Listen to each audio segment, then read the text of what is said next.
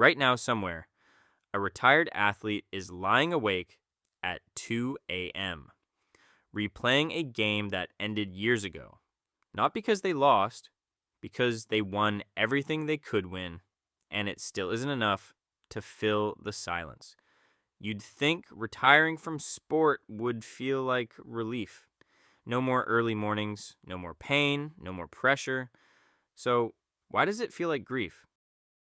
Sports psychologist Britton Brewer spent decades studying something called athletic identity. How strongly a person's sense of self is wrapped up in being an athlete. For most people, identity is built from many parts: parent, friend, employee, hobbyist. If one part fades, the others hold you up. But elite athletes don't build identity that way.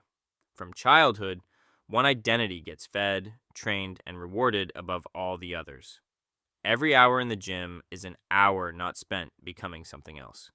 Every trophy reinforces the same message. This is who you are. Keep going. By the time they reach the top, the athlete isn't just playing a sport.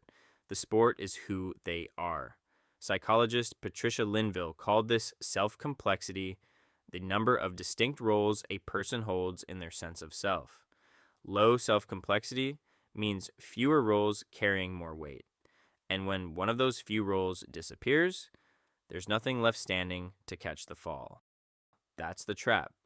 The very focus that makes someone a champion is the same focus that leaves them with nothing when the championship ends. The narrower the identity, the harder the landing.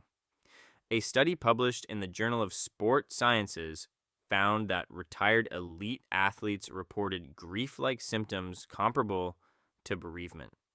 Not sadness about a scoreline, sadness about losing a version of themselves they didn't know how to exist without. There's a biological layer here too. Elite performance runs on structure, training schedules, competition, the feeling of being watched and judged, the certainty of knowing exactly what today demands of you. That structure keeps the brain's reward systems firing on a predictable loop. Every practice, every rep, every small win releases a hit of dopamine tied to progress. Take away the schedule, the crowd, the score, and the loop goes quiet.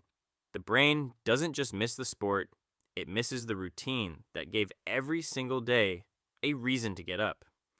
Researchers who study major life transitions have found this same withdrawal in soldiers leaving the military and executives leaving high-stakes careers. A kind of quiet morning for a life that had clear rules. Psychologists call this identity foreclosure, committing so early and so completely to one identity that exploring any other version of yourself never happens. There was never a window to ask, who else could I be? Because the answer was decided before the question could form. It isn't unique to athletes. It happens to anyone who spends 20 years as one job title, one role, one version of themselves, and then wakes up one day without it. That's the twist. This isn't really a story about sport. It's a story about what happens to any of us when we let one role define all of who we are.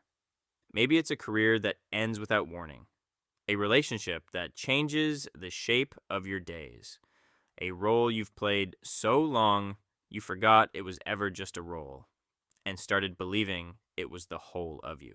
The athlete on the podium and the person clocking out of a job they've held for 30 years are closer than they look. Both built a life on a single foundation. Both feel the floor disappear the same way, in the same silence, at the same hour of the night. The lucky ones find something else to stand on before the fall.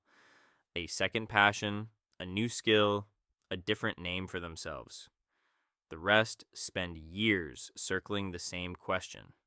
If I'm not that anymore, then what am I? Somewhere tonight, a former athlete is lying awake, missing a game that's already over. But maybe the real question isn't why they can't let go. Maybe it's why any of us build a life with only one thing to lose.